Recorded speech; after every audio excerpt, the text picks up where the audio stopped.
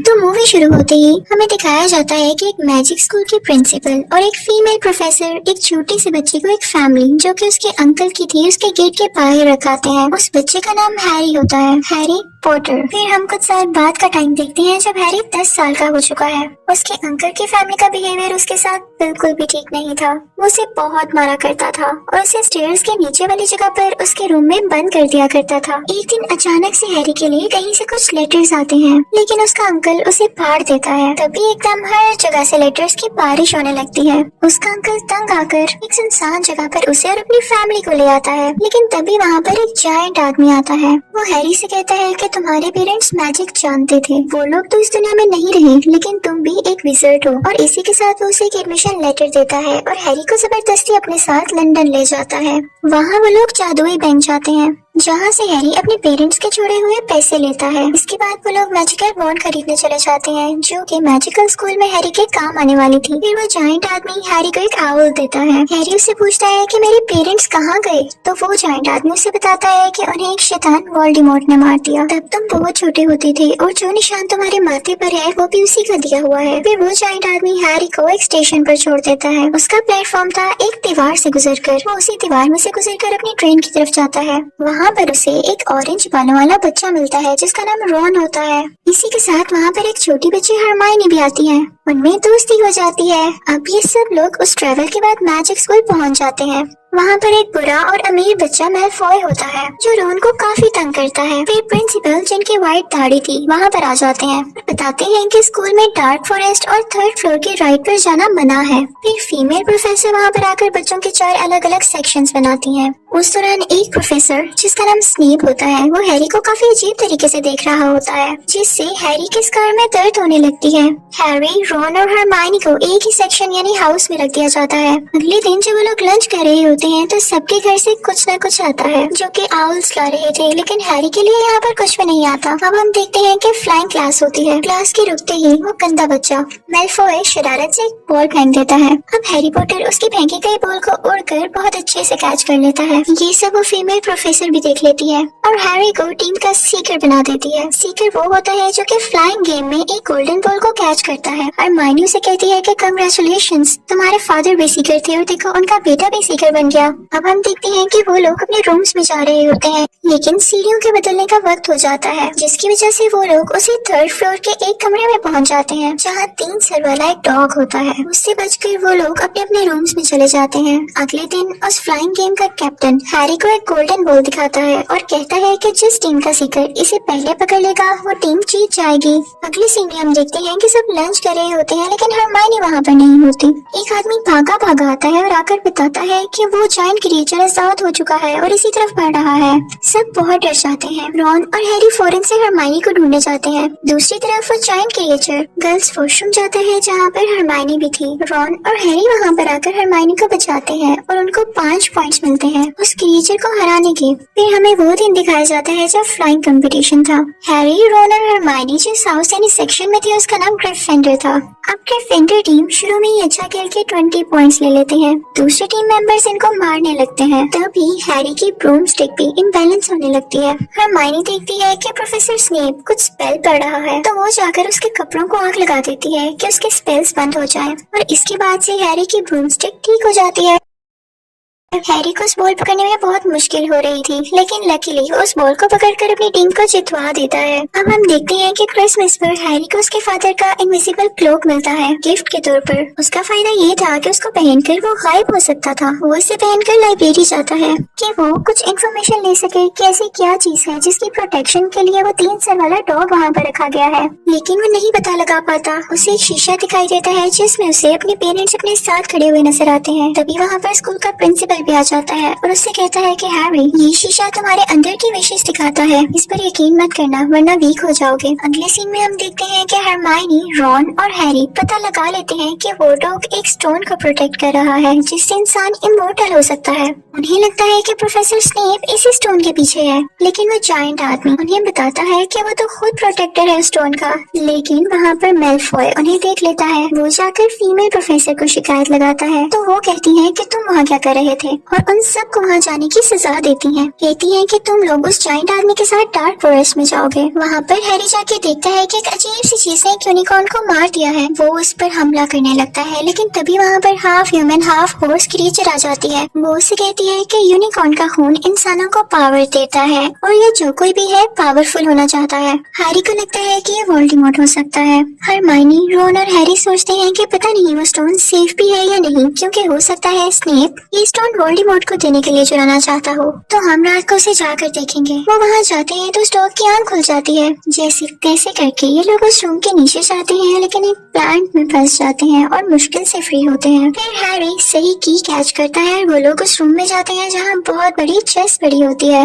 वो लोग उसको रियल लाइफ में खेलते हैं, यानी ये लोग खुद ही कैरेक्टर्स थे उस गेम के। हैरी अब अकेले अंदर जाता है, जहाँ पर उसे पता चलता है कि स्नेप नहीं बल्कि स्नेप का सर्वेंट असल में वो स्टोन चुराना चाहता है। और उस दिन फ्लाइंग गेम में भी यही स्पेल्स पढ़ रहा था और स्नेप हैरी को बचा रहा था। हैरी को रियलाइज होता है कि स्टोन अब उसकी पॉकेट में आ चुका है और अब वोल्डेमॉर्ट उस सर्वेंट से कहता है कि हैरी को मार दो, लेकिन हैरी भी उससे लड़ता है और स्टोन की पावर से वो सर्वेंट जल के राख हो जाता है। अब वोल्डेमॉर्ट की सोल उसमें से निकलकर हैरी को टच करके जाती है, जिसकी वजह से हैरी बेहोश हो जाता है। जब उसको होश आती है तो उसके पास स्कूल का प्रिंसिपल होता है, यानी वही दाढ़ी वाला आदमी। वो बताता है हैरी को कि तुम्हारे दोस्त सेफ है और वो स्टोन भी तबाह हो चुका है।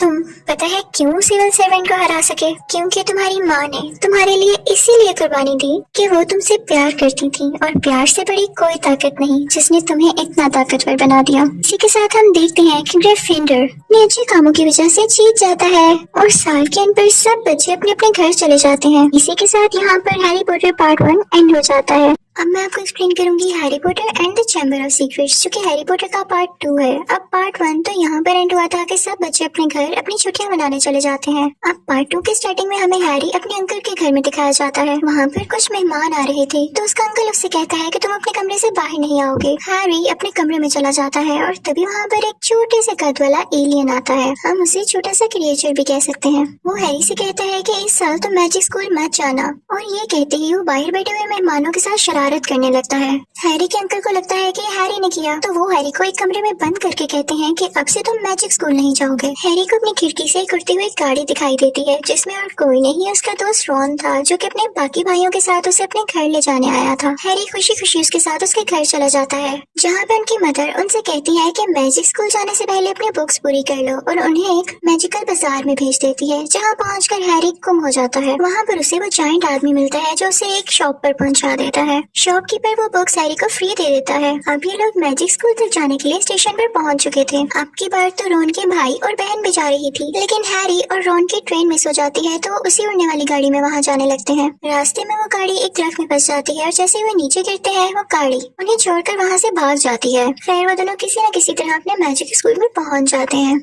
वहाँ पर स्नेप उनसे कहता है कि तुम लोग जानते हो कि हमारा मैजिकल स्कूल कितना छुपा हुआ है, कोई भी इसके बारे में नहीं जानता, तो तुम लोगों ने सबके सामने गाड़ी क्यों उड़ाई? अगले दिन हम देखते हैं कि उन लोगों की फ्लाइंग क्लास हो रही होती है, हैरी की टीम की और दूसरी तरफ मेलफॉय की टीम की। मेलफॉय की टीम शुरू में बहुत पॉइंट्स ले जाती है, लेकिन हैरी भी उस गोल्डन बॉल को पकड़ने की बहुत कोशिश कर रहा होता है। मेलफॉय भी अपनी तरफ से पूरी कोशिश कर रहा था कि हैरी हार जाए। फिर हैरी बहुत मुश्किल से वो गोल्डन बॉल आखिर पकड़ ही लेता है, लेकिन इस कोशिश में उसके हाथ की हड्डी टूट जाती है। उसे स्कूल के हॉस्पिटल में रख लिया जाता है। तभी वहाँ पर स्कूल के प्रिंसिपल और वो फीमेल प्रोफेसर आती हैं और कहती हैं कि सब बुरा हो रहा है, क्योंकि 50 साल बाद एक सीक्रेट चैम्बर खोल दिया गया है, जिसकी वजह से बहुत प्रॉब्लम्स आएंगी। ये सारी बातें हैरी भी सुन लेता है। हैरी ये बात अपने दोस्तों को बताता है।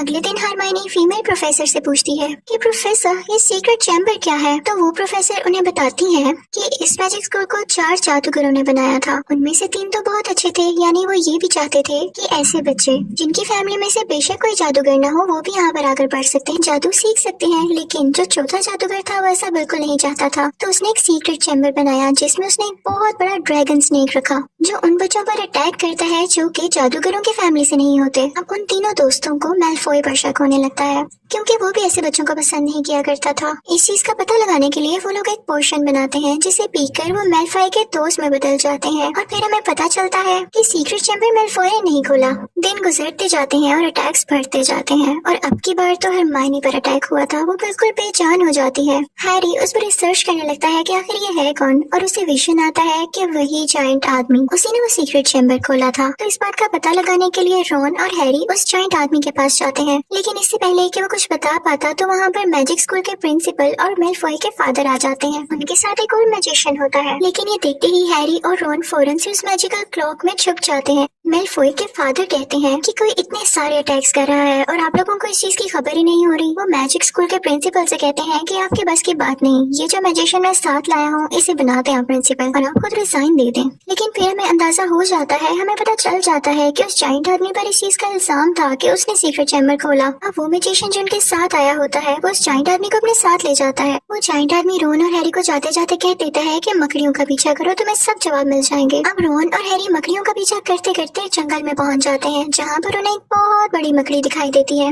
वो काफी साल पुरानी लग रही थी। वो उस जायंट आदमी की दोस्त थी। वो लोग उससे पूछते हैं कि क्या उसी ने वो सीक्रेट चैम्बर खोला था, तो वो मकड़ी कहती है कि नहीं, उस वक्त मैं उसके साथ थी। ये उस पर इल्जाम लगाया जा रहा है। वो कहती है कि लेकिन मुझे ये भी नहीं पता कि असल में उस सीक्रेट चैम्बर को खोलने वाला है कौन। इसी के साथ और बाकी मौजूद मकड़ियां उन पर अटैक करने लगती हैं। रॉन और हैरी डर जाते हैं, लेकिन तभी उनकी उड़ने वाली कार वहाँ पर आती है और उन्हें उस जंगल से निकालकर उनके स्कूल तक पहुँचा देती है। अब हैरी को स्कूल के वॉशरूम में एक लड़की की सोल दिखाई देती है। ये उस लड़की की सोल थी जो कि सीक्रेट चैम्बर के खुलने पर मर गई थी, क्योंकि इसने उस स्नेक ड्रैगन की आंखों में देख लिया था। हैरी सोचता है कि सीक्रेट चैम्बर यहाँ कहीं ही है। वो लोग उस चैम्बर को ढूंढने लगते हैं और रॉन और हैरी को वो चैम्बर वॉशरूम में ही मिल जाता है। उनके साथ वो शॉपकीपर भी था जिसने हैरी को फ्री बुक्स दी थी। इनफैक्ट वो बुरा आदमी था जो मैजिक स्कूल के राज जानने आया था। वो तो ठीक से मैजिक भी नहीं कर सकता था, सिर्फ बुक्स लिखता था लोगों को उल्लू बनाने के लिए। अब वो तीनों सीक्रेट चैम्बर के अंदर जाते हैं। उन्हें वहाँ पर स्नेक के कुछ साइन मिलते हैं कि यहीं पर रहता है, लेकिन तभी वो शॉपकीपर